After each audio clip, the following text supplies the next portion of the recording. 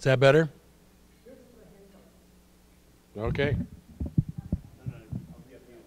Use a handheld? As you can tell, I'm a wizard of technology. If I'm not using that, I'll get it out of the way. Thank you very much for the opportunity to visit with you.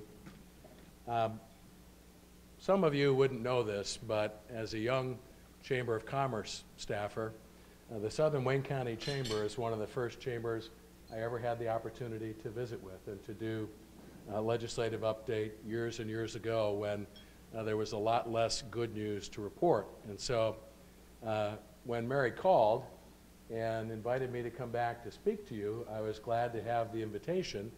And I thought, well, you know, this is a wonderful chamber, and you invite me back on a regular basis. And Mary said yes, and we're going to continue to invite you back until you get your presentation right. So I hope you appreciate all that you have here. You have an extraordinary local chamber. Your staff is always very friendly and very helpful. And Madeline, thank you for your comments at the beginning of the meeting. Reverend, I also appreciate your comments at the beginning, especially in an election year like the one we have just had. I traveled around the state and found all kinds of people praying for our state, praying for our country and its future. As a young legislative staff member years ago, there was a bit of a debate in Lansing over prayer in schools, and it was before a House Education Committee. And so there were school administrators and people of faith there, and I was just curious about the debate and the committee meeting. So I ended up sitting at the back of the room next to a high school principal. And there was this very emotional debate about prayer in schools, and in the end he just kind of chuckled and leaned over to me and said, you know, as long as we have math tests, there will be prayer in schools. And so that always stuck with me, and the high school students who are here today can probably vouch for that too. My math skills are at a level below my technology skills, so I always prayed to be absent that day or to have a forgiving instructor. At one point in middle school algebra, I even dated one of the teacher's daughters. Didn't help. I did get a recommendation that I should transfer out of algebra to general math, which did help quite a bit. Are there any voters here today? Anyone didn't get enough direct mail, didn't get enough phone calls, didn't get enough surveys? In my house, I like to listen to the surveys, and my wife and I are both former legislative staffers, and ordinarily she's very polite and very patient. But in the last few weeks of the campaign, I could tell whenever the phone rang and it was someone taking a survey or a direct mail, because she would listen for a moment and then slam the phone down. And I was home for dinner about 2 weeks out from the campaign, and someone knocked on our front door, which is a pretty good indication it's not family or friends, but someone else. And they were campaigning for a candidate that my wife and I had decided not to support. And she was a little bit more patient with them. She listened for a moment, took the literature, and then said, "We're for the other guy," and shut the door. She was kind of proud of herself for saying that. And I chewed her out. I said, "Honey, invite him in." She said, "But we're not going to vote for her anyways." I said, "I know, but you want to get those people off the street. You know, make some coffee, offer them some cookies or something like that." I learned that years ago when we were working on a petition drive and ballot proposal. And one of my colleagues brought the circulators into his home. He and his wife kept them there for about an hour, made tea, asked them questions, and then they went on their way. So things you can learn about election campaigns. At the Michigan Chamber, our core purpose, like your local chamber, is to help business people solve their problems and prosper. And so I do want to thank you for the leadership role you play in the Chamber Federation. I want to thank you for extraordinary volunteer leaders that you have sent us over the years to participate on our board of directors, on our policy advisory committees. I want to thank you for good people you have sent from both sides of the aisle to participate in the legislative debate in the State House and in the Michigan Senate. Sometimes the business problem that we're asked to solve might be the need for a certificate of origin or an insurance solution. Sometimes it's a piece of legislation that would be helpful to a business and needs to be passed. Sometimes it's working on a regulation that might have been introduced with good intentions but has unintended consequences or extraordinary costs. So like you, we're involved in a lot of different programs and projects and products and services. I must tell you that about 6 months ago, as I traveled around the state and the country, what we had begun to hear from business and community leaders like you, people who were so frustrated, so disappointed with the tone and the tenor of the presidential campaign, that we started to hear from people like you that they weren't going to vote in November. And we tried to be good listeners at the Michigan Chamber, and sometimes it really wasn't clear whether people were saying, I'm not going to vote for president, or I'm not going to vote at all. So we just completed a series of regional meetings across the state. Our board of directors is divided into 7 regions. We held about 10 regional meetings this year. It's good if you live and work in the Lansing area, and if you work in downtown Lansing, to escape the state capitol and talk with real people who have a different perspective on life. And so one of the things I wanted to share with you is 2 years ago, as the economy started to improve, we would hear a little bit from members in manufacturing and construction that business was improving, and that's a good thing. Last year, we started to hear from members in manufacturing and construction that business had improved, and in some cases, especially in the construction industry, we talked with contractors who could do more if they had more skilled workers. But again, it was only 1 or 2 regions. This year, at every regional meeting, from manufacturers, from contractors, retailers, and others in the service sector, today, because of you, Michigan is working again. Unemployment is down, employment is up, income is up, property values are up. There's a lot of good news. But at every single regional meeting across the state, from Southeast Michigan to Southwest Michigan, to Northern Michigan and the UP, we heard from members who said, I can't find skilled workers. It's summer, and I need young people to work in my store, my restaurant, my hotel. And I'll come back to this question of workers in a few minutes. But we've also heard from members in manufacturing and construction who are looking at their current workforce, finding that many of their employees are 55 years or older and are now thinking about retirement. The question we're starting to get is, we need welders. We need the next generation of plumbers and electricians and skilled carpenters, equipment operators. If you're a contractor and you're going to put someone in charge of a $300,000 or $400,000 piece of equipment or a computer automated drill and lathe, you need people that are skilled. We've even had a few members in different parts of the state who said they have such a challenge just finding entry-level workers that they have suspended their drug testing programs, that they're desperate for people who will show up 5 days in a row, follow instructions, and meet 2 key tests. It would be nice to the customers. You wouldn't think it would be that hard. And be nice to their coworkers. And so the good news for the high school students who are here today is if the economy continues to improve, we're going to have a lot of choices about where to work. Many of our members are working much, much harder to attract and keep good employees. So there are a lot of things going on in the economy that were reflected in some of the debates we heard around the state, for Congress, for the State House, and we'll share a little bit more about that with you. I have watched with great interest the reaction from some to the election campaign. And I'll tell you that early in my career, I took a leave of absence from the Michigan Chamber, and I spent 6 weeks working on a campaign for governor. I poured my heart and soul into that campaign. The candidate that I worked for wasn't expected to win the primary. Sound a little familiar?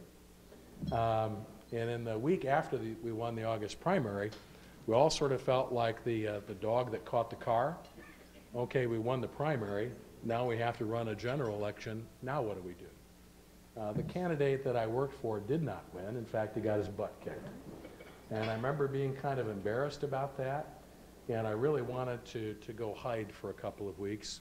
But one of the lessons I learned, and one of the great things about democracy in America, is that after the election is over, our history has been to accept the results, not to be happy about them necessarily.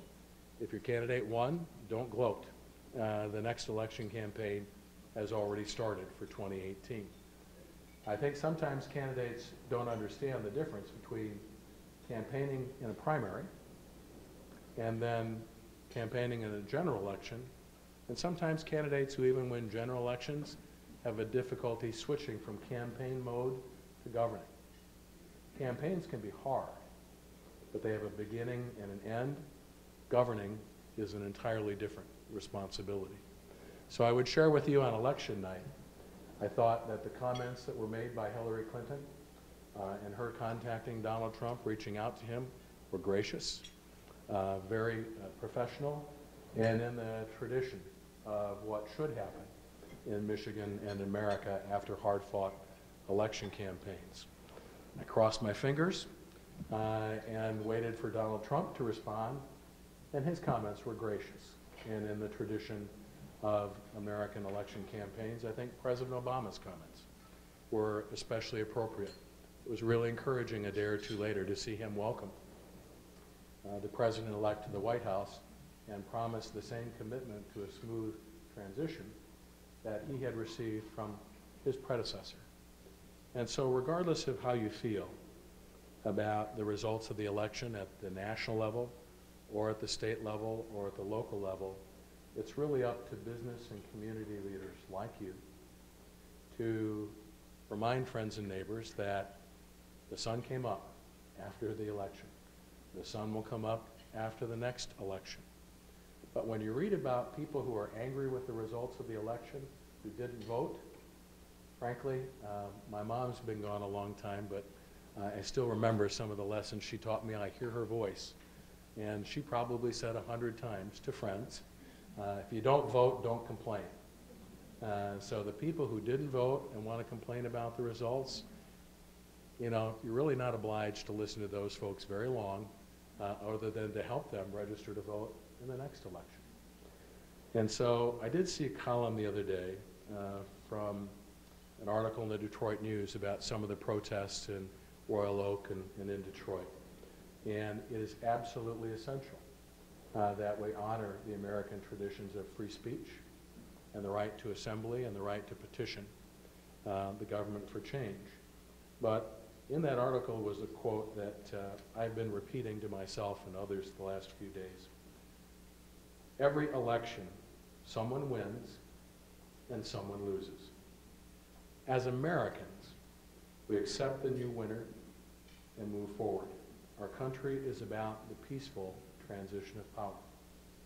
To the young people who are here today, and to those of us who've been through a few campaigns, if you're involved in change, if you care about your community and your state and our country, you'd be amazed at the power of a great idea whose time has come. You'd be amazed at how just a few good people with energy and commitment can change your community, can change our state, and can change our country. I've seen it happen here. When I started in May of '81, we were in the middle of back-to-back recessions, double-digit interest rates, double-digit unemployment. We were a dying Rust Belt state. And today we are the Great Lakes state. People couldn't imagine where we would be today, back in 1981. That bumper sticker with the last one leaving Michigan, please turn out the lights, almost came true. But it changed because we had hope and vision and courage, and that's what we need from each and every one of you as we move forward. It's interesting to watch people begin to dissect, slice and dice the election results. There are some facts and figures that I did want to share with you as you look at the election results here in Michigan. We're a state with almost 10 million people. almost 7.5 million people are registered to vote because we have motor voter registration. If you get a driver's license, it's real easy to register and vote. With 7 million people eligible to vote, 4.5 million people chose to vote. Voting has never been easier. Most clerks are very helpful in providing absentee ballots with little or no explanation. I'm busy, I'm not sure where I'm going to be. 2.2 million Michigan residents, 2,279,221 to be exact, voted for Donald Trump. 2,267,798 people voted for Hillary Clinton.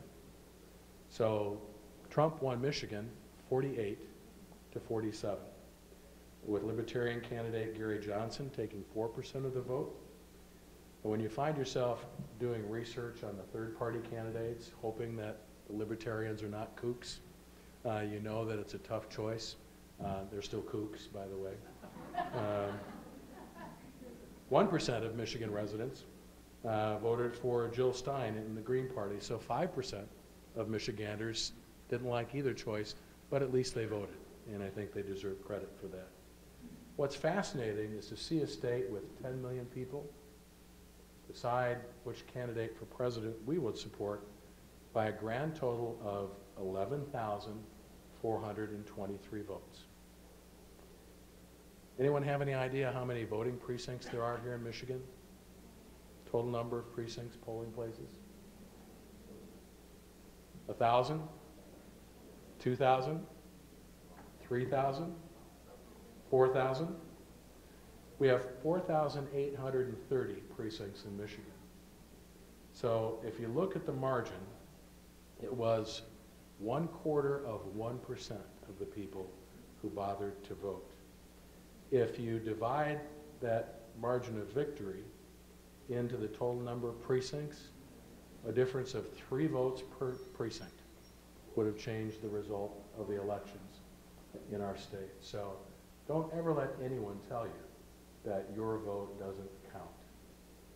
The next time you hear someone say that, remind them that many of us have brothers and sisters, husbands and fathers, daughters and moms who fought in various wars, and some of us even have relatives who died to protect the right to vote. So regardless of how you feel about the outcome of this election, there's one country in the world that people have fought for and died to preserve and protect, which is the same country that people from all over the world want to come here to live and to work and do business, and that's the United States of America. We are a wonderful and large and diverse country. We're big enough and strong enough to survive good presidents and not so good presidents. And so I thought what Hillary Clinton said was very appropriate. She told her supporters that the responsibility they had was to give the president-elect the benefit of the doubt and the opportunity to lead. And again, I think she deserves tremendous credit for that. At the Michigan Chamber, we're involved in a number of campaigns for Congress in cooperation with our friends at the U.S. Chamber. We had the opportunity here in Michigan to fill a couple of vacant seats in Congress, and that doesn't happen very often. Most of the time, the members of our congressional delegation, Democrats and Republicans, work together very well on issues impacting Michigan and the Great Lakes, and I think that's something that we can be proud of. Are there real differences between the parties? Sure. But our congressional delegation works together. Part of the challenge we have right now is we've lost some of the deans of Congress, members from Michigan, who are very high seniority members of Congress. And in Congress, especially in the U.S. House, seniority still counts. And so part of the good news is that we have members on both sides of the aisle who were reelected and are now in their second and third and fourth terms, where you begin to have an impact, where you begin to become either a subcommittee chair, a minority vice chair, or chair of a committee that's critically important. In northern Michigan, we had 2 state senators, a former state senator and a current state senator, just beat the tar out of each other. And the person who won was the candidate who ran and said, these 2 folks are career politicians, I'm not.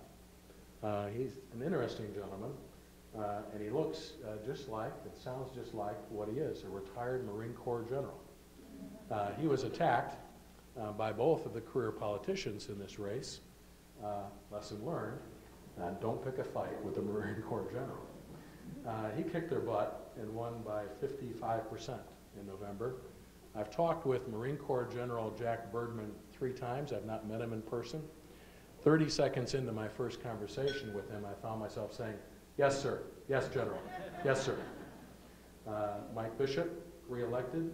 Paul Mitchell, filling the seat in northern Macomb and St. Clair County to replace Candace Miller. Debbie Dingell, re-elected. She had some very interesting things to say to her constituents in the Democratic Party about the election campaign. And I think on both sides of the aisle, one of the themes I would share with you as we traveled around the state, for many business leaders, Donald Trump was not their first choice, second choice, third choice, fourth choice, fifth choice. I'll skip to the end here. 15th choice, 16th choice.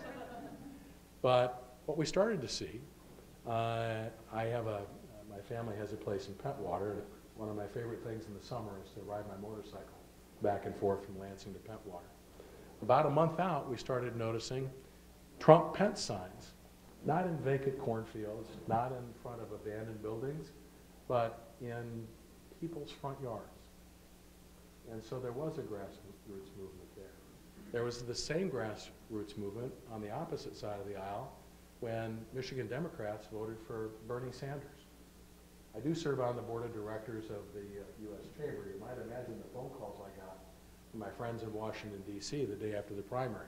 So, your state voted for Donald Trump and Bernie Sanders. What are you people in Michigan thinking?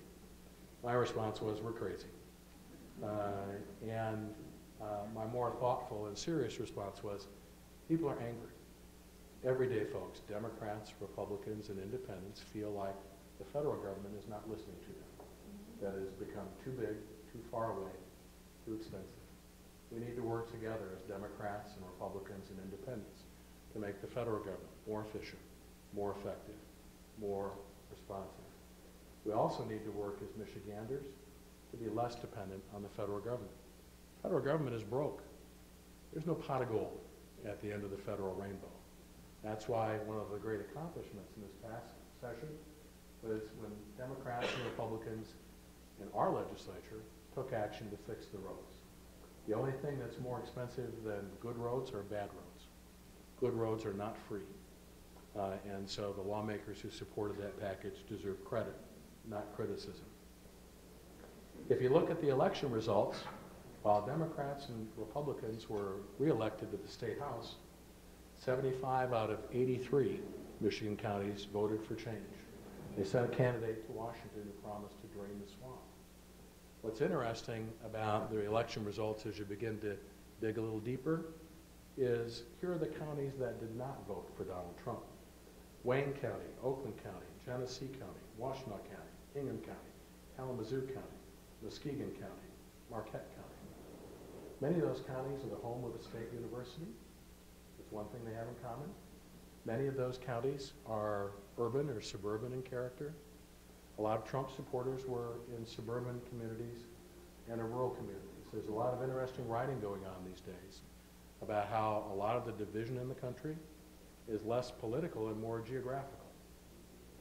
You have the East Coast and the left coast voting very heavily for Hillary Clinton. You have the heartland and the Great Lakes going in a different direction.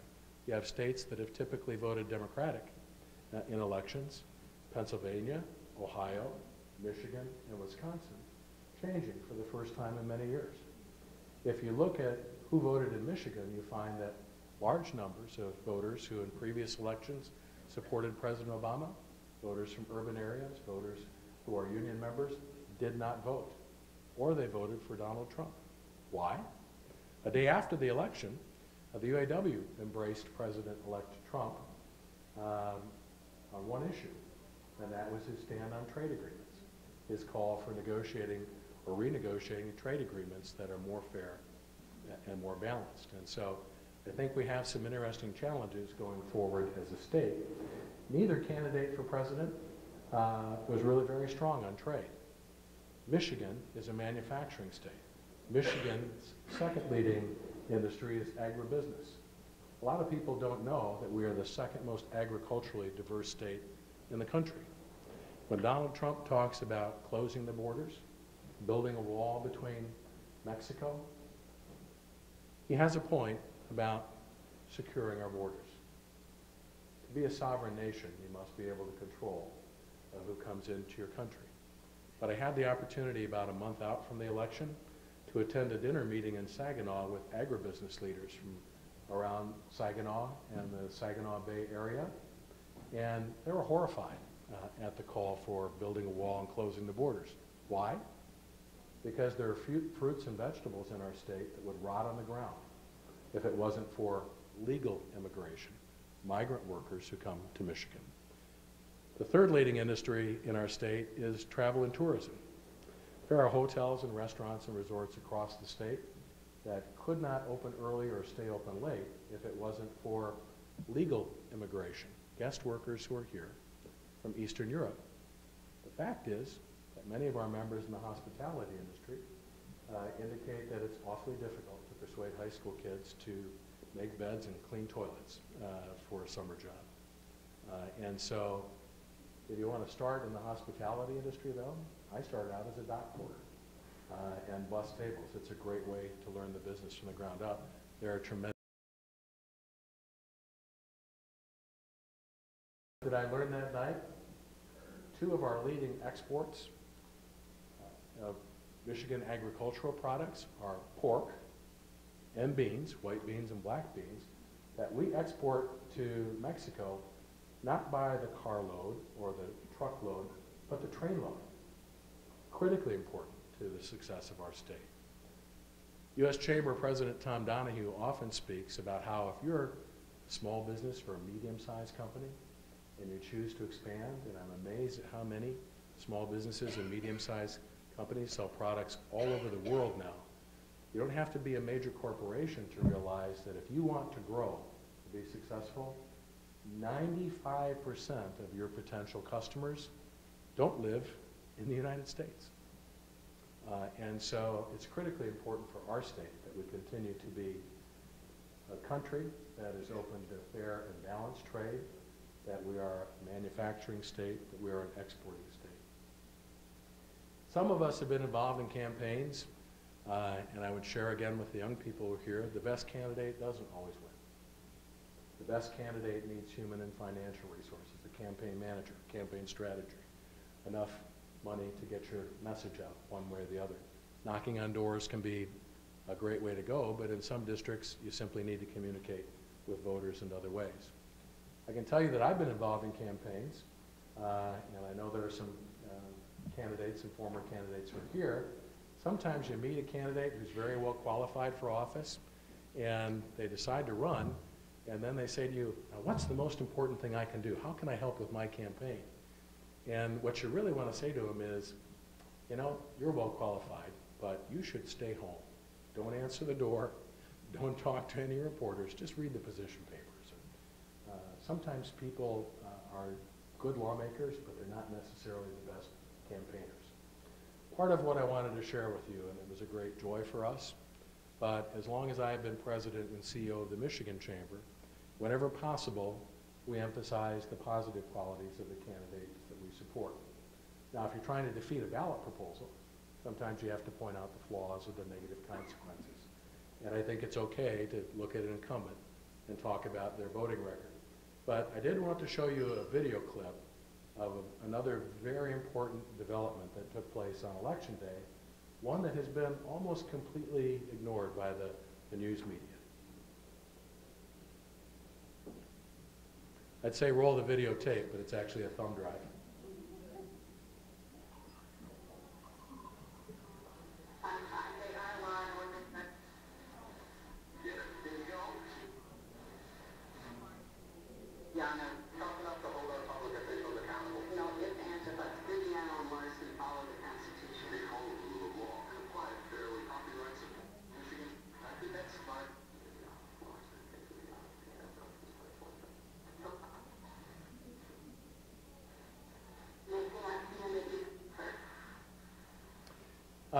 The video was actually a little better than that.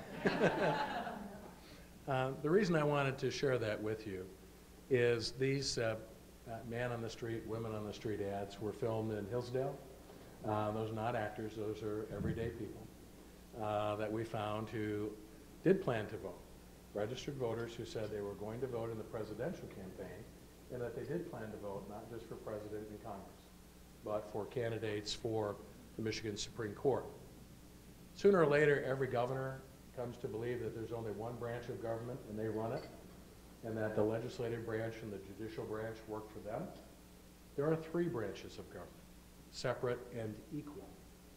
And it's critically important, and part of the good news I wanted to share with you is that Democrats and Republicans and independents across the state, regardless of where we came down in the presidential campaign, voted to re-elect David Viviano to the Michigan Supreme Court, voted to re-elect Joan Larson. Both of them are not only extraordinary legal scholars who believe in separation of powers and the rule of law, but they're actually very nice people. And so it was fun to work on a campaign where if you're a parent and your son or daughter said, I just met Joan Larson or David Viviano and I'd like to bring them home for dinner, you'd go, okay, that's pretty cool. And so they're surprisingly accessible. Hopefully you'll have the opportunity to meet them as they go forward. One of the other candidates for the Supreme Court said this about her campaign. She was running to be an advocate for the city where she lived. And she believed that the Constitution was a living document. I'm not an attorney, I just play one on TV. So I asked my friends who are attorneys, what does it mean when a judge says they believe that the Constitution is a living document? And to a person, they said, well, that judge is telling you that the Constitution will mean whatever they want it to mean on any given day. And our cities need advocates. But if you want to be an advocate for a city, run for mayor, run for city council, run for the state legislature, run for Congress. Our judges wear black robes. They're not NASCAR drivers. At the end of a race, they don't thank the Chevy DuPont Goodyear team for helping them win. And so it's very important that we believe that if we're going to encourage job creation and economic growth in our state, that all of you have a stable and predictable legal climate, that you know that your right to free speech, your right to association is protected under the state constitution, that activist judges will not legislate from the bench, they will not write their personal opinion into their court cases. So lots of good news to share with you about what happened at the state level. I think regardless of what happens at the national level, we have to redouble our